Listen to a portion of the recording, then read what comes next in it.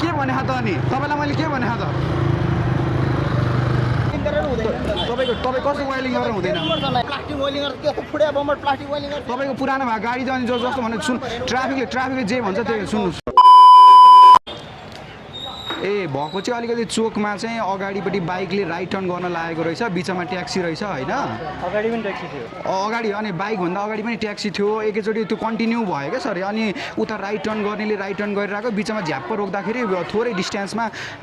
पछाडि बम्परमा लाग्न गयो क्या सर तपाईँको प्लास्टिक वेल्डिङ गर्दा हुन्छ तपाईँले अलिकति मलाई हेप्न खोज्नु भएको छ त्यो अनुसारले तपाईँको प्लास्टिक वेल्डिङ सुन्नु तपाईँको काँटी ठोकेर हालेको छ होइन दाजु डिटेल छँदैछ तपाईँ कस्तो ठाउँमा बस्नु भएको थियो कस्तो बेलामा त्यहाँ ब्रेक नलागेको हो कि गाडी कस्तो कन्डिसनमा छ त्यो म बुझ्छु त्यसपछि गरौँला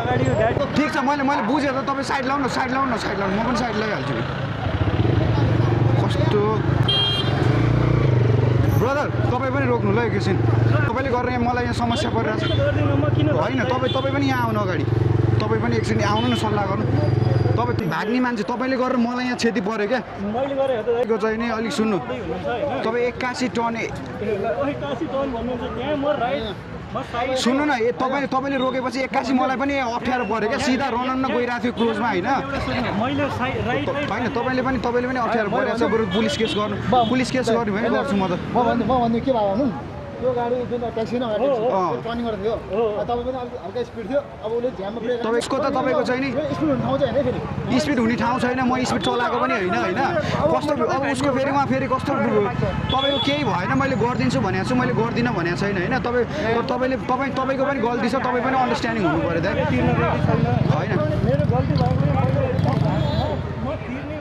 होइन तिर्नीको कुरा होइन दाइ तिर्नीको कुरा होइन तपाईँले अलिक अगाडि हेरेर रोक्नु चाहिँ पर्छ है तपाईँको विचार के हो तपाईँलाई के गरिदिनु पर्ने मेरो त बनाइदिनु पर्यो मेरो त तपाईँको त प्लास्टिक वेल्डिङमा गएर अहिले पनि कति के हुन्छ त्यो गरिदिन्छु होइन तपाईँको प्लास्टिक वेल्डिङमा तपाईँको अहिले यहाँ लाग्नु पनि तपाईँको हुन्छ तपाईँ टेन्सन नलिनु है पछि आएर रोकिदिएपछि उसले तपाईँले पनि त हेरेर हर्न बजाउन सक्नुहुन्छ नि त हर्न बजाउन सक्नुहुन्छ तपाईँ बस्नु तपाईँको बाइक नम्बर लिउँला तपाईँ पनि छ मैले ट्राफिकलाई सोध्छु दाइ होइन कसको के समस्या हो के गर्नुपर्ने हो म गरौँला तपाईँको हो त्यो हुनुपर्छ क्या तपाईँको ट्राफिकलाई कुरा गर्छ नि ट्राफिकलाई बोलाउँछु म एकछिन बोलाउँछु ल पर्नु म एकचोटि सिसिटिभी हेर्न लाउँछु ट्राफिकलाई उसले के भन्छ त्यो अनुसारले गरौँ हेलो सर यो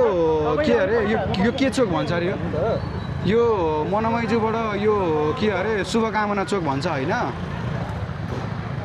यसमा एक्सिडेन्ट भयो सर यो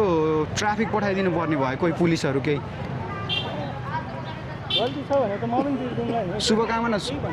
शुभकामना चोक यो मनमैजुबाट मासतिर के त्यो अगाडिको चोकलाई के भन्छ लोकतान्त्रिक चोकबाट 200-300 मिटर अगाडि हो होइन 200-300 मिटर अगाडि हो सानो एक्सिडेन्ट भयो यहाँ सिसिटिभी रहेछ अनि त्यो सिसिटिभी हेरेर कसो गल्ती एकचोटि थाहा पाउनु पर्ने भयो त्यो भएर दाइले साइड लाइट बाल्नु भएको थियो नि दाइले साइड लाइट बालेको थियो सुन्नु दाजु मैले तपाईँलाई गल्ती भनेको छैन किनभने हामी पनि राइड सेयरिङ गर्ने मान्छेहरू मेहनत गरेर खाने तपाईँलाई मैले गल्ती भनेको छैन यहाँ सिसिटिभी छ ट्राफिक सरले जे भन्नुहुन्छ त्यो अनुसारले रेकर्डिङ अन छ मेरो सेफ्टीको लागि म रेकर्डिङ गरिरहेको छु होइन सुन्नु दाइ ट्राफिकले जे भन्नुहुन्छ त्यो केसमा त्यो सिसिटिभी हेरेर जे कन्डिसन रिजल्ट आउँछ त्यो भन्छु म त्यो चन्द्रगिरी एक तपाईँलाई मैले के भनेको छ नबनाइदिन्छु भनेको छैन बनाइदिन्छु म राइड सेटिङ काम गर्ने मान्छे हो तपाईँले पनि हामी काम गरेर दुःख खाने मान्छे कसरी हुन्छ अन्डरस्ट्यान्डिङ गर्ने कुरा गर्नुहोस् ट्राफिक फाइन तिर्ने पैसाले तपाईँहरू मिले पुग्छ है मैले भने मान तिनजनाले मिलेर गरिसक्छ तिनजना मिला गरौँ हजार फाइन तिर्नु भन्दा अब त अब 2500 मानि आउन सक्छ त त्यति गयो भने बनाउनु पर्ने तिनजना मिल्नु तिनजना मिला अथवा चाहिँ मिल्नु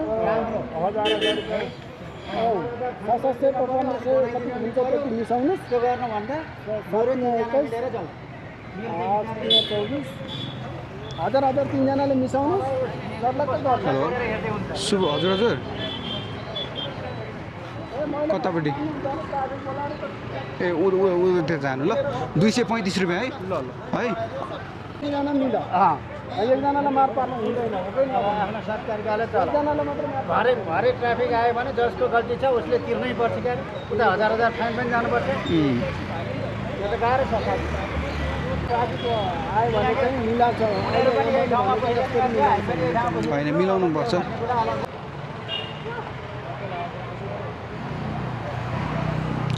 यो चाहिँ कति के पर्छ होइन तपाईँहरूले हेर्नु है यो यस्तो भएको छ यो पुरानो खालको खिल टोकेर गरेको होइन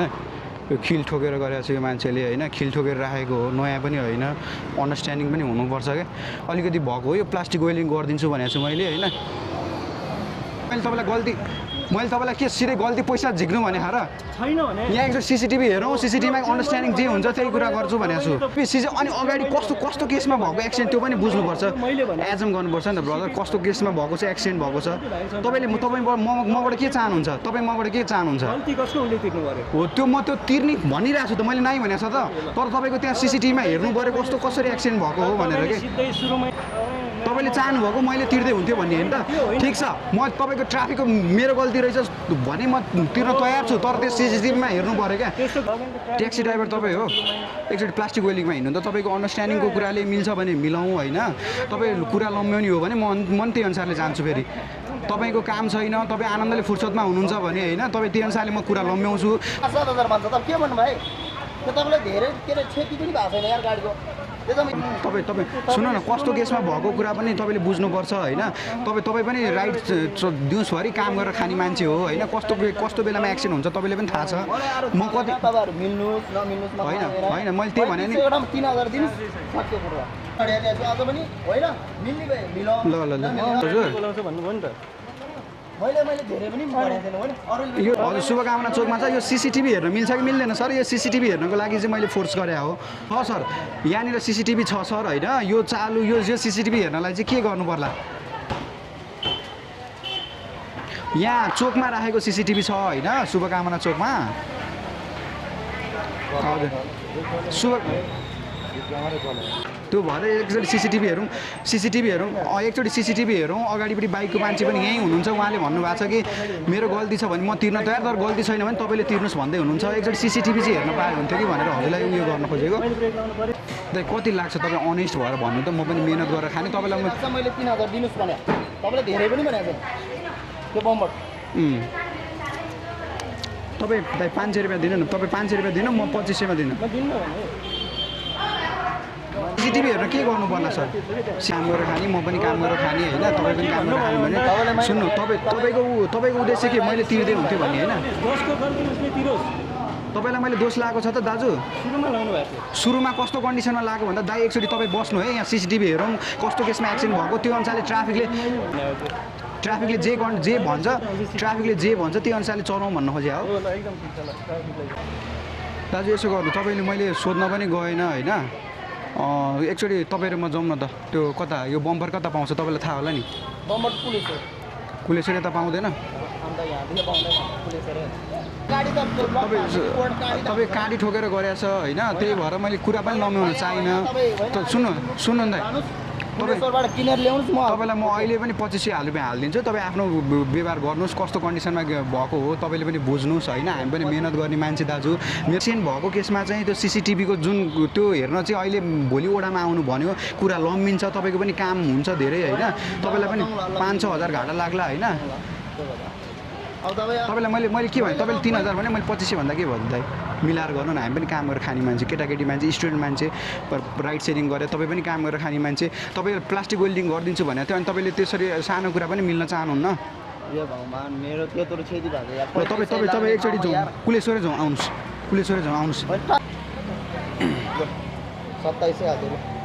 2500 गर्नु नि 2500 गर्नु हामी पनि काम गरेर खाने अलिक कुरा लामो हुने भएको भएर चाहिँ तपाईँलाई भने हो होइन तपाईँ पनि हेर्दाखेरि मेहनती मान्छे जस्तो लाग्यो मलाई तपाईँले मैले उयो गर्न चाहेन तपाईँले प्लास्टिक मैला हुने कुरा पनि गर्न मान्नु भएन नाइ भनेन तपाईँलाई हालिदिइसकेँ तपाईँ आफ्नो प्लास्टिक वेल्डिङ गरेर खानु तपाईँलाई फाइदै हो यो पनि होइन तपाईँ आफ्नो प्लास्टिक वेल्डिङ गरेर चलाउनुहोस् तपाईँलाई मैले अहिले हालिदिएँ कुरो सक्यो है त धेरै लम्ब्याउन चाहिनँ तपाईँलाई पनि यस्तो पर्न सक्छ कहिलेकाहीँ है ल पनि काम गरेको होइन मैले कसैले दोष पनि लगाएको ल मैले 25 रुपियाँ दिएँ होइन ठिकै छ अब दाइले के थिएन गल्ती भन्न खोजेको होइन मैले हो दाइले रोक्नु भयो दाइले रोकेको तपाईँ रोक्नु भयो एकजनालाई पर्यो अब के गर्नु सॉरी बोल सॉरी हाँ सॉरी बोल